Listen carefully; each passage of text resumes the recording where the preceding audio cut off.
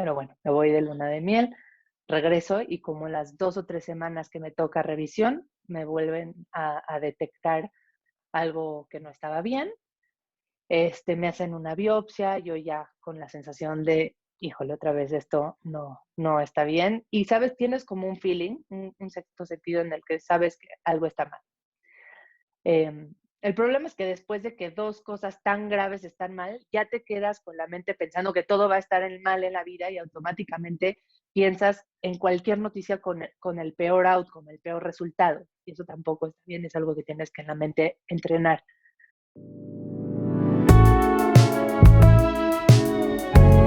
I'll surrender. ¿Qué puede pasar? Ya no pasa nada. Una vida de mucho cambio, pero mucho cambio causado por mí.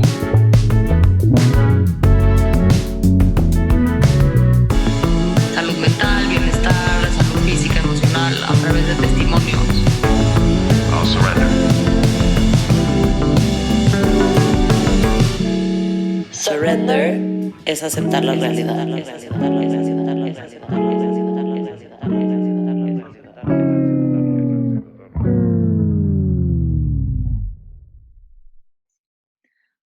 Hola a todos, bienvenidos a un episodio más de Let's Surrender. Para los que nos conocen y no nos conocen, yo soy Natalia Schlesinger. Aquí está mi socia hermosa, Brana Weinstock, con nosotros el día de hoy.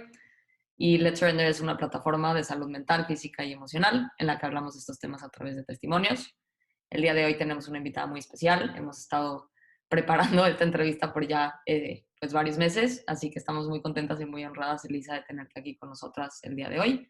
Y sin más, te vamos a ceder la palabra para que te presentes, nos platiques un poquito de ti. Y Claro, listo. muchas gracias Natalia, gracias Brana por la invitación a esta plataforma. Les platico un poco de mí. Entonces, yo estudié medicina normal, alopática, hace algunos años en la Universidad de Anáhuac en la Ciudad de México. Y por azares de la vida y algunas enfermedades personales, acabé metiéndome mucho más a medicina integrativa, medicina holística, alternativa, como se le conoce también. Estudié medicina homeopática como especialidad. Después me metí en temas de sueño y de estilo de vida. Soy asesora de sueño y estoy certificada como médico funcional, que es una especialidad que se encarga de ver las causas de las enfermedades crónicas para poder revertir o para poder prevenir y realmente lograr optimizar la salud, no nada más evitar la enfermedad. Entonces, pues hoy en día mi consulta es un poco de todo. Toma en cuenta mucho los síntomas tanto físicos como los emocionales y los mentales. Estoy convencida que para lograr una salud integral necesitas tomar en cuenta todo lo que ha ocurrido a nivel mental y emocional, porque de hecho te diría que la mayoría de las veces la enfermedad viene de ahí, viene de una causa emocional o mental no resuelta y el cuerpo lo manifiesta a través de síntomas físicos. Sí, totalmente. Pues muchísimas gracias por estar aquí el día de hoy, Elisa. Estamos muy, muy emocionadas de platicar contigo. Sé que el tema del sueño es un tema que tanto a mí como a Natalia nos apasiona y estamos como explorando y informándonos constantemente, pues, qué podemos aprender más. Queremos empezar esta plática pidiéndote que nos cuentes un poquito en qué momento de tu vida te encontrabas antes de enterarte que estabas enferma. Ah, Estaba estudiando la carrera de medicina, estaba ya en los últimos semestres en la parte clínica de la carrera. Hay una parte teórica al principio que vas a la universidad y tomas clases en una mesa y ya después vas a los hospitales y tratas con pacientes y yo ya estaba justamente en esa fase. Probablemente eso fue lo que hizo que pueda tener un diagnóstico temprano, porque parte de nuestra educación era revisar personas. Y entonces, ¿a quién revisábamos primero que a nadie? A nosotros mismos. Entre nosotros hacíamos historias clínicas, revisiones clínicas y demás. Y entonces ahí es donde me doy cuenta que tenía un ganglio y empieza toda la odisea. Pero sí, estaba ya en las últimas etapas de mi carrera. Está cañón que fuiste tú la primera como en palparte y darte cuenta que tenías el ganglio inflamado, ¿no? ¿Cómo fue para Sí, ti eso? probablemente si no hubiera estudiado medicina me hubiera tardado muchísimo más en detectarlo porque yo no tenía ningún síntoma físico. Acuérdense que que hoy que estoy tan metida en el tema de lo emocional y lo mental, estoy segura que síntomas mentales y emocionales tenía un montón, pero a nivel físico te puedo decir que llevaba una vida prácticamente normal, es más, con un nivel de exigencia y de estrés altísimo y lidiaba con él y podía con él, no lo traía arrastrando, la verdad. Jugaba voleibol en la universidad y en el deportivo, estudiaba la carrera, salía con mis amigos, tenía una relación con el que hoy es mi esposo, o sea, era una vida perfectamente normal, ni siquiera haciendo memoria te podría decir que tenía un poquito más de cansancio, baja energía, no, totalmente normal, fuera de que tenía una bolita en el cuello Claro. y que también a mucha gente cuando cuento esta historia como que les aterra y empiezan con ansiedad de decir, ¿cómo puedes estar así de enfermo y no tener ningún síntoma?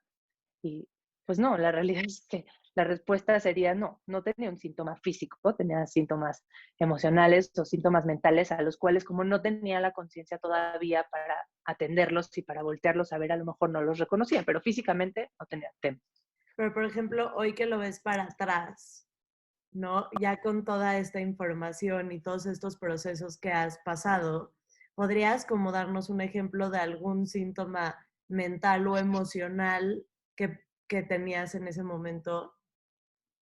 Mira, yo creo que mis síntomas estaban derivados de una carga de estrés un poco rebasada.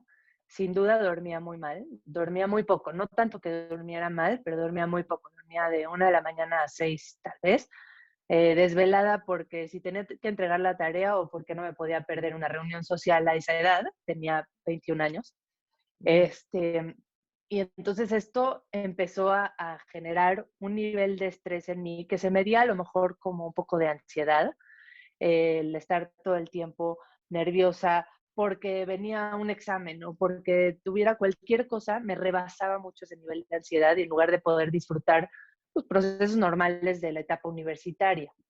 Ujú. Eh, Dormía, te digo, muy poquito, pero además normalmente si me despertaba a la mitad de la noche me despertaba como con palpitaciones o me levantaba en la mañana con inminente sensación de cruda a pesar de no haber tomado, Sí. de esta como resaca del estrés y del cansancio que vas acumulando con los días.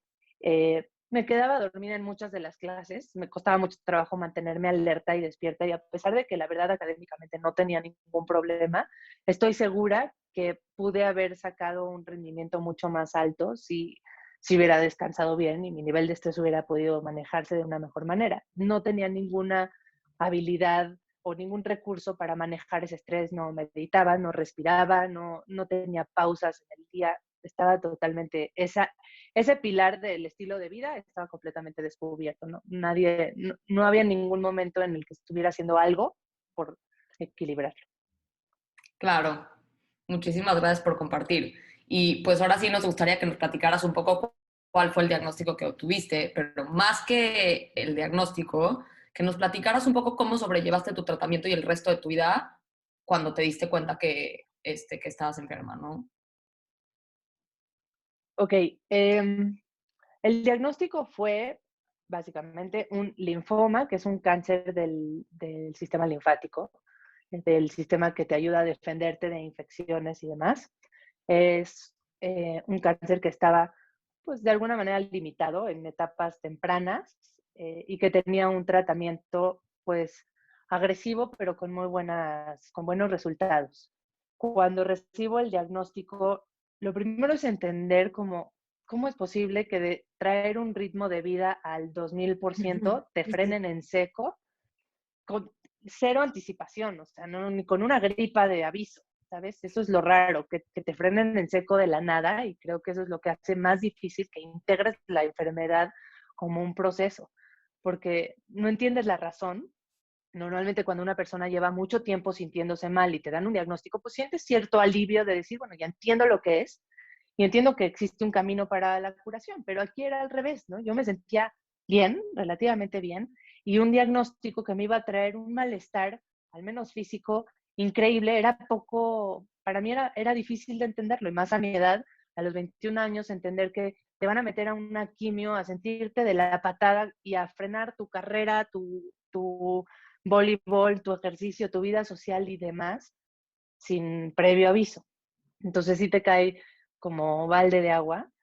Te pone en pausa, te pone a cuestionarte muchas cosas, te pone a cuestionarte mucho. Al principio te victimizas como, ¿por qué a mí? ¿Por Sí, qué sucedió? ¿Qué he estado haciendo mal? Te da mucha, a mí personalmente me dio mucha culpa. Es decir, ¿qué parte de mi vida estaba haciendo mal? ¿Estoy comiendo mal? Estoy tratando de analizar si, yo qué sé, o sea, tomaba como cualquier chava de esa edad regresada de su viaje de post-preparatoria, ¿sabes? O sea, no era algo fuera de lo normal para nada mi estilo de vida, y sin embargo tratas de buscar qué de lo que haces tiene la culpa, en lugar de pensar para qué te llega este mensaje, cómo lo vas a transformar, en qué lo vas a convertir y qué poder te va a dar para el día de mañana resignificarlo. Y la verdad es que pues eso no ocurrió hasta literalmente yo creo que 10 años después, porque uno piensa que la enfermedad viene a transformarte en ese momento, y estoy segura que viene como un proceso de transformación, pero cada quien tiene su ritmo, su tiempo en el cual le van a ir cayendo los 20 que tenga que caer. totalmente. Ahora, creo que hablando de una enfermedad como cáncer, estamos muy como acostumbrados a ligar cáncer a muerte, ¿no? O sea, te dicen tumor, cáncer, como que empieza a surgir este miedito como de ese momento de que es el momento que creo que más ignoramos y está mal que lo ignoremos, que es la muerte, empieza a surgir, ¿no? ¿Qué pasa si a mis 21 me alcanza? ¿Qué pasa si me muero? No sé.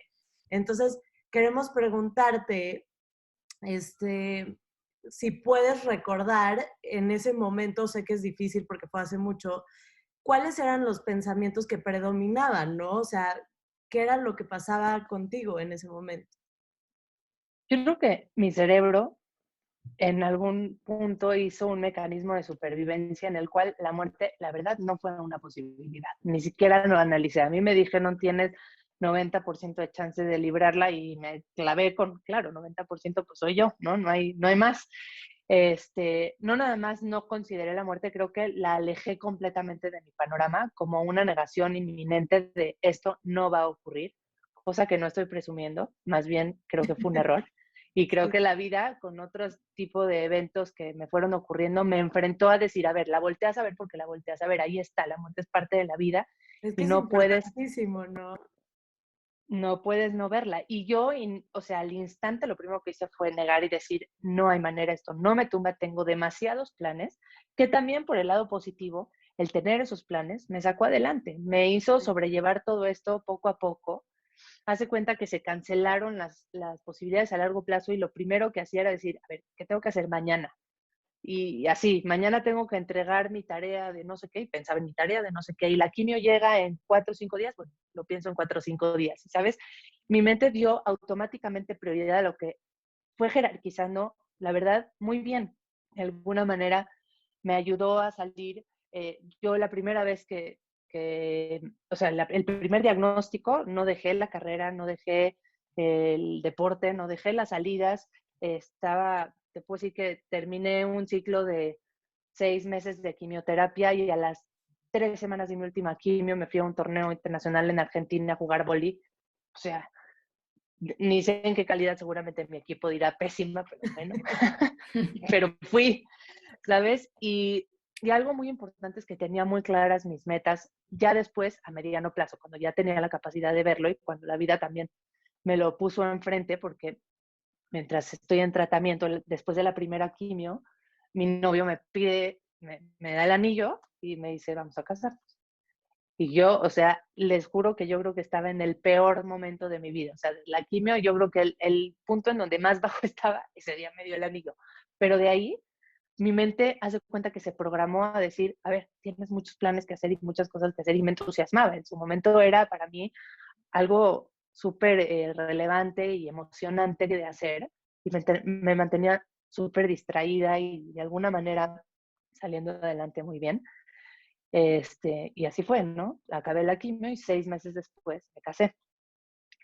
Eh, lo que no sabía yo es que aquellas cosas a las que me tenía que enfrentar con el primer diagnóstico y que no quería ver, se me iban a volver a poner enfrente un tiempito después, porque haz de cuenta que me caso, antesito de casarme, me dan me tenía que hacer estudios a cada ratito, ¿no? Cada 2, 3 meses para ver si estaba en remisión todavía, el cáncer se había ido y demás. Y antesito de la boda, tipo 2 o 3 semanas antes, me toca uno de los estudios en los que ya no sale bien todo.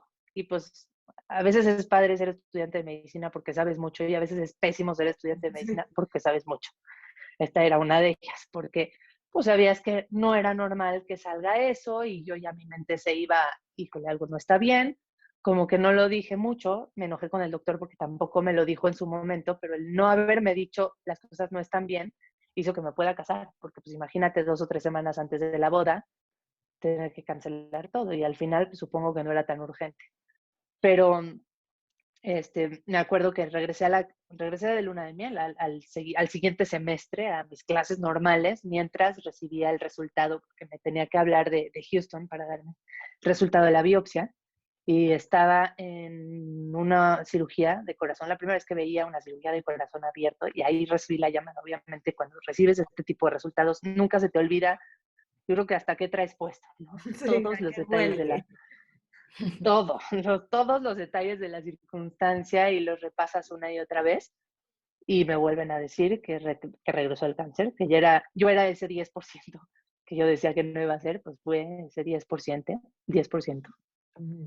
Y me vuelven y otra vez vuelvo a preguntar porcentajes, ¿no? Y bueno, ¿y ahora cuál es el chance de que me recupere? Y esta vez era 50%. Así que ahora sí estaba muy nerviosa, pero tampoco creas que me acerqué mucho a la idea de que no vaya a funcionar el tratamiento. Yo creo que es un instinto de supervivencia muy fuerte y que lidiar con la muerte cada quien le llega en su momento, con las circunstancias particulares de cada persona. Uno que pensaría que esta es una circunstancia lo suficientemente fuerte como para lidiar con la situación. En mi caso no fue muchísimos años después y en ese momento simplemente el no pensar en la muerte como una probabilidad, creo que fue también lo que me dio este drive, esta motivación para seguir con el tratamiento y la verdad recuperarme bastante rápido. Muchísimas gracias por compartir. Ahora, me gustaría que platicáramos un poco sobre el cambio, digamos, que hubo entre esta primera y segunda situación en la que te encontraste en un tiempo relativamente corto, con respecto a cómo te relacionabas con tus pensamientos, ¿no? Entonces, ¿tú consideras que hubo un cambio en cómo te relacionabas con esos pensamientos entre la primera y la segunda vez que tuviste que pasar por este proceso? Totalmente. La primera vez reconozco perfectamente que mucho de mi estado basal era pensar porque a mí, ¿no? Estaba muy en este plan de víctima de decir, es que, ¿qué hice mal? ¿Cuál fue la culpa? ¿Qué hice? ¿Qué no hice bien? ¿O qué no hice suficiente para estar recibiendo esto? No volteé a ver mis pensamientos, ni siquiera, o sea, ese fue el único pensamiento de reflexión tal vez que ocurrió porque estaba muy metida en mi vida y en no soltar, y en no dejar el control, en no soltar el control, en no parar, en distraerme para hacer esto lo más llevadero posible. La segunda vez, sí fue como, no tienes otra alternativa, o sea, esta vez te toca un trasplante, te tienes que salir de la carrera, o sea, yo en la primera parte del primer diagnóstico, les digo, no dejé de ir a la universidad, a lo mejor faltaba una de las clases cuando peor me sentía y después seguía yendo en gorrita, sin pelo y como Dios me daba a entender, pero no paré. La segunda vez no hubo alternativa. La segunda vez fue paras porque paras y observas lo que tengas que observar. Tuve que salirme de la carrera, por supuesto que no podía jugar voleibol, me tuve que ir a Houston a vivir un tiempo, me hospitalizaron 21 días, en el cual esos 21 días prácticamente llegó un punto en el que tan tenía que observar mis pensamientos que cualquier estímulo me distraía. Si alguien comía cerca de mí, para mí era intolerable, no lo soportaba. Hacía que mi mamá comiera afuera del cuarto para que el olfato no esté estimulado. Les pedía que cierren las persianas porque la luz me molestaba. No quería ni la tele prendida, nada, cero estímulos. Ya en esa circunstancia, o volteas a ver para adentro o no te queda para dónde más voltear. Entonces, aquí fue donde mi cerebro hizo muchos mecanismos de defensa que en su momento, por supuesto que no tenía idea ni reconocía por qué lo estaba haciendo, pero mi mente se iba a, yo creo que a producir la química que mi cuerpo necesitaba en ese momento. Necesitaba sensación de bienestar y de alegría y de de sentirme bien como sea. Entonces en mi mente me iba como a mi luna de miel, a mi viaje con mis amigas de la prepa, así, y repasaba esos estados horas en el día. Quién sabe cuánto tiempo pasaba, me quedaba dormida, me despertaba y me volvía a ir para allá. No comía, pasaron 11 días sin que yo pruebe alimento, porque mi cuerpo echó a andar como este sistema de seguridad, de ahorro de energía y no hacía nada más que ir para adentro. Ahí fue cuando empecé a atender mucho más mis pensamientos, a reconocer que había muchas cosas en mi vida que tenían que ser entendidas, que tenía que aprender a soltar un poco más el control, a, a decir no, a ponerme a mí antes que muchas otras cosas, a reconocer que mi salud dependía de muchos pilares, uno de ellos era el sueño y tenía que empezar a cuidarlo. eh, y así fue como volteé a ver, un poco a fuerzas. Me encanta. A veces la vida nos pone en esas situaciones como de o te ves, ¿no? Y entonces se agradece muchísimo, porque nada que, como que hay mucha gente que tiene este miedo como a voltear para adentro y enfrentarse a ellos mismos, ¿no? La verdad es que yo me he dado cuenta conforme más volteo para adentro que tú eres tu mejor amigo no te va a hablar feo. Entonces no hay que tenernos miedo y hay que atendernos, ¿no? Queremos Claro. preguntarte, hablando justamente de esto, de voltear para adentro, de reconocernos, de realmente como volvernos responsables y asumir nuestra vida y como en dónde estamos, queremos preguntarte si crees que tenemos el poder de controlar como la calidad de nuestros pensamientos. Sí, creo que eres capaz de sembrar lo que tú quieras sembrar para generar la química que tú quieres crear a nivel corporal. Creo que a lo mejor al principio este dicho de fake it till you make it, de hazlo falso hasta que sea real, funciona muchísimo. Y a mí me funcionó, te digo, imaginándome aquellas cosas en las que me producía bienestar para sentirme un poco mejor, para trascender un momento de dificultad. Obviamente a esto estoy hablando cuando estás en un episodio agudo, muy difícil de llevar, el pensar en aquellas cosas que te dan motivación. Para mí, el tener una meta muy clara, un objetivo claro, eh, en quién me quería convertir, también es algo que tú puedes ir sembrando en tus pensamientos, el diseñar el tipo de persona que quieres ser, porque a lo mejor si no estás contento con quién eres, ¿qué sí te gusta? ¿Quién sí te espejea? Y no me refiero a tomar a la gente como ejemplo y compararte, sino qué qué virtudes ves en otras personas, qué acciones, qué actividades que te gustan y que tú quieres implementar. Y tener muy claro ese diseño de identidad te permite acercarte a eso y además ir cambiando los pensamientos para acercarte a lo que más te gustaría hacer. También es muy importante la historia que te cuentas de lo que está ocurriendo. Porque si tú todo el tiempo estás con el plan de víctima y esto me ocurre porque quién sabe por qué, pero me ocurre a mí y no soy yo el creador o el arquitecto o diseñador de lo que me va a ocurrir en el futuro, es muy difícil que tomes poder de esos pensamientos y que se conviertan en algo sano. Entonces, Ahora, te quiero interrumpir tantito nada sí, más, sí, porque justo ayer Natalia y yo para prepararnos para esta plática tuvimos una discusión enorme que estaría imposible compartir, pero estábamos hablando de que hay también, estoy completamente de acuerdo con todo lo que dices, pero también hay como esta nueva corriente en redes sociales y en todas partes que como del positivismo, ¿no? Como de piensa positivo y entonces vas a traer positivo y todo en tu vida va a ser positivo, pero no. hay una línea muy delgada entre imaginar lo que quieres crear y negar pensamientos negativos o pensamientos que a lo mejor no te generen tanto placer, ¿no? ¿Qué opinas? Estoy Correcto. totalmente de acuerdo. O sea, yo creo que tenemos un solo sistema de emociones.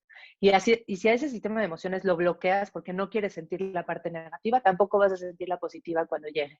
Ujú. Entonces, creo que tienes que reconocer inicialmente que te sientes en la patada, que tienes que valer gorro y tocar fondo y usar esas herramientas de cuando te sientes mal. O sea, acción-reacción. Te sientes mal y te sientes triste, llora. Te Ujú. sientes frustrado, pégale a una almohada. Te sientes enojado, grita. Tienes que encontrar ese lenguaje con el cual comunicas tus pensamientos para que salgan de alguna manera. Ya cuando lograste canalizar y exonerar y sacar toda la basura que tienes dentro, creo que los pensamientos te pueden ayudar a desarrollar ciertas emociones. No por meter pensamientos positivos y solamente afirmaciones vacías y ya está, ¿no? Pero sí el diseñar con detalle qué tipo de emociones quieres sentir a través de qué tipo de actividades, qué tipo de rutinas, qué tipo de prácticas. Hay muchas cosas que hoy sabemos que pueden darte esa capacidad de sentirte bien, que a lo mejor pues no la sientes al principio y no sientes ningún beneficio, ¿no? Hacer ejercicio, cuando estás tumbado en un hoyo, dices, pues no tengo motivación. Bueno, a lo mejor recortar las metas y hacerlas más alcanzables y no ponerte cosas demasiado largas. Y las metas a largo plazo te abruman mucho y no es el momento de diseñarlas ahorita porque lejos de darte emoción y motivación, te dan ansiedad. Entonces concéntrate en las de mediano plazo y controla las de corto plazo, que son las que sí puedes hacer. Y recorta esa meta enorme que ves como inalcanzable. Bueno, vamos a trazar una ruta de pasito a paso que me va a acercar un poquito más hacia allá. Y el punto es que vayas en esa dirección, no exactamente qué logros vas haciendo o qué metas vas alcanzando, sino voltear para atrás y decir, ok, lo que hice me está acercando un poquito más a donde quiero estar o a la persona en la que me quiero convertir. Creo que de las primeras cosas que tenemos que hacer ante cualquier diagnóstico, situación grave, es ser gentiles con nosotros mismos y analizar cómo te estás hablando, cuál es tu narrativa interna, qué Correcto. historia te estás contando de eso que estás viviendo. Porque si tú empiezas con que es lo peor que me ha pasado en mi vida, está terrible, tratar siempre de cambiarlo por un ¿para qué está pasando esto? ¿Qué Correcto. mensaje trae esta enfermedad? 100% y me encanta lo que dices y precisamente ahí es hacia donde queremos llegar, ¿no? O sea, porque hemos estado platicando un poco como sobre esos pensamientos que como bien dices y me encanta como que podamos, digamos, como concluir ese tema de que pues están, a mí no me gusta hablar en pensamientos positivos y negativos, sino que pues están, ¿no? O sea, entonces, o sea, van a haber algunos que como bien dices, me encantó como lo dijiste, no van a generar emociones negativas, van a haber otros que van a generar emociones un poco más positivas en mi vida, pero Brana y yo estábamos precisamente platicando ayer también un poco sobre la diferencia entre los pensamientos y la narrativa que tenemos con nosotros mismos, ¿no? Entonces nos gustaría preguntarte si tú consideras que hay una diferencia entre tus pensamientos y la narrativa interna, que es esa voz, digamos, con la que estamos cotorreando y platicando pues el día entero, ¿no? Yo creo que es un círculo virtuoso o vicioso, como lo quieras ver, en el cual la narrativa es capaz de generar pensamientos y los pensamientos son capaces de generar narrativa. Y si tu plática interna es siempre crítica, culpable, buscar cosas negativas, vas a seguir generando pensamientos que alimenten esta misma narrativa. Y yo pienso que la forma hackeable de todo esto es la forma en la que te hablas, porque esa es la que va a producir los pensamientos. Si tú empiezas a pausar, yo ni siquiera digo que empieces a hablarte bonito, primero a pausar y a reconocer cuando tu diálogo mental interno se está yendo a, es que eres un tarado, ¿cómo hiciste esto? No lo puedo creer, pausa. Al menos ahí, reconocer y ser consciente de hacia dónde se está yendo tu mente y cómo no quieres que ocurra. Esa ya es una muy buena técnica como de mindfulness, en el cual estás haciendo conciencia de a dónde se va la mente y le estás trayendo de regreso y le siembras de ahí. El siguiente paso sería, o sea, primero una temporada de reconocer lo que está ocurriendo. La siguiente fase, digamos, sería empezar a darle una guía a tu cerebro de qué sí quieres que piense, hacia dónde sí quieres que se vaya. Hay una autora que me encanta, que se llama Marisa Peer, no sé si la han escuchado, pero habla mucho de esta narrativa y de las instrucciones que tú le vas a dar al cerebro. Y tú al cerebro le dices es que ya no comas más, ¿no? Porque estás comiendo por ansiedad y estás, ya sabes, llenándote hasta acá. Y el tema es la comida, por ejemplo. Al decirle al cerebro es que ya no más, cuando tú dices no, estás dándole, el cerebro no reconoce ese no. Entonces, básicamente le estás dando la instrucción de aquello que no quieres que haga. Entonces, tienes que pensar, no es un tema de positivismo, no, sino de lenguaje que ocupa el cerebro. La instrucción tiene que ser muy clara, qué sí quieres hacer, hacia dónde sí quieres estar, cómo sí te quieres sentir. Y para eso creo que el agradecimiento es una de las mejores herramientas que tenemos, cuando empiezas a decir que sí tengo, porque sí me siento el día de hoy agradecido. Y sabes, aunque al principio no sea real y no te desencadene una emoción de agradecimiento, como muchas cosas y muchos hábitos que se pueden sembrar, al principio lo tienes que hacer con la esperanza de que algún día va a llegar la emoción, y sí llega. Sí llega. Está comprobado, por ejemplo, en la meditación, que tú puedes meditar y tu cuerpo va a tener beneficios, aunque tú no sientas un estado meditativo. Tu presión arterial se va a liberar, vas a bajar la frecuencia cardíaca. Entonces, pues habrá personas que les tome, no sé, 3 semanas, habrá personas que les tome 60 días. Hay muchos estudios que dicen que los hábitos son variables. Cada persona tiene que pensar y que identificar cuándo ya ese pensamiento o este hábito es más automático en ti, porque estamos hablando de hábitos mentales, el frenar al pensamiento que se acaba yendo siempre a la parte negativa, frenarlo es el primer punto, agradecer y enfocar y diseñar hacia dónde quieres que se vaya, hasta que llegue un punto en el que sea, como les decía, automático, que no requiera tanto esfuerzo ni tanto análisis y reflexión.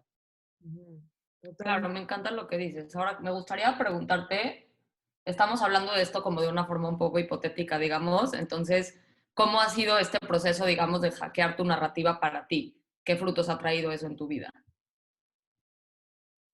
Soy mucho más consciente del tipo de hábitos y estilo de vida que quiero crear a partir de ya. Al principio, después del cáncer, sinceramente, pasaron muchos años en los que no hice grandes modificaciones, aunque ya me cuidaba mucho más. Ya era un tema de que al principio está exagerado un poco, ¿no? De decir, es que ni una copa en un año entero va a entrar a mi cuerpo, porque de verdad ha pasado por muchas cosas. De alguna manera como que me hice hiperconsciente de mi cuerpo y de cuidarlo y como que decía, ya sabes, me quitaba hasta el arete que tenía extra porque decía, es que nada, mi cuerpo tiene que sanar y requiero comer, pensar, ejercitar, dormir y todas esas cosas que sí están en tu control, que esas cosas sí no se las puedes adjudicar a nadie, que las decisiones que vas tomando te van acercando a tener un proceso más activo de construcción de salud y no nada más de evitar la enfermedad, porque sinceramente al principio, pues lo único que haces es aterrarte con tal de que no vuelva un diagnóstico así. Y entonces dices, ¿qué tengo que hacer? O sea, tomar jugo de guanábana todos los días, pues órale, me lo he hecho. Pero tenía que cambiar yo esta narrativa de hacer las cosas por miedo, a hacerlas por convicción. Y en mi caso en particular, el estudiar al respecto, el entender qué cosas generaban salud, fue lo que me fue haciendo atractiva esta idea de cambiar mis hábitos de alimentación, de poner mi sueño hasta arriba, de hacer ejercicio por salud, no nada más por diversión, ¿sí? Y ya con una convicción de que me estaba construyendo yo una armadura mucho más sana a nivel plano físico, mental, y emocional y espiritual. Me encanta. Creo que es importantísimo lo que acabas de mencionar, como de siempre va a haber una opción de actuar desde el miedo y va a haber una opción de actuar desde el amor, ¿no? El amor por la vida, el amor por la salud o convicción.